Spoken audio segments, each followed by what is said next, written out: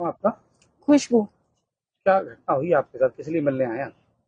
जी, मैं यहाँ इसलिए आई हूँ क्योंकि 2019 में हम भाई बहनों में आपस में झगड़ा हो रहा था। झगड़े के लिए मैं दीवानी कलेक्ट्री गई, वहां मेरी मुलाकात जलालुद्दीन से हुई थी।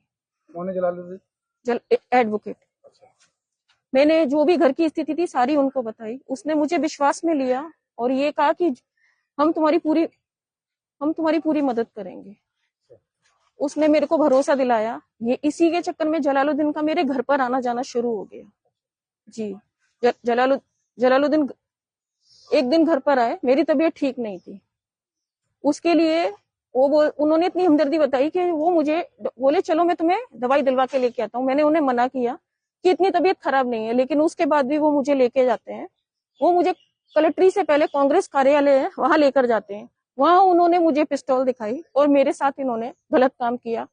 और करने के बाद में ये बोलते हैं ये तू किसी को भी मत बोलना, मैं तेरे को जहां रहती है वहां तुझे बदनाम कर दूंगा, क्योंकि मैं एक वकील हूँ और मेरी बहुत बड़े बड़े लोगों से पहचान है।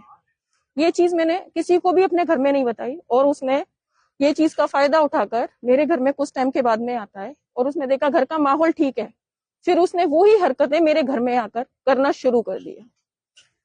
ये सब उसने मेरे घर में आकर शुरू कर दिया। उसके बाद में हम लोग बहुत परेशान हो गए। हम लोग इतने परेशान हो गए कि हमें समझ में नहीं आ रहा कि हम्म। फिर? हम लोग खुद ही अपने घर में इससे बचने के लिए अपने घर को लॉक रखते थे, बाहर से ताला लगा के रखते थे। ये जोर जोर से आता था, कुंडियां पीटता था।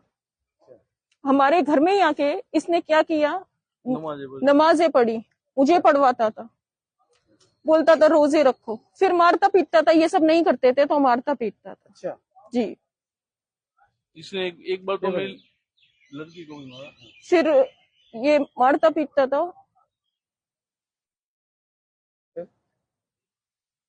कब से कर रहा है ये ऐसी हरकत? जी, इसको कम से कम हो गए 2-3 साल। अच्छा जी। जी।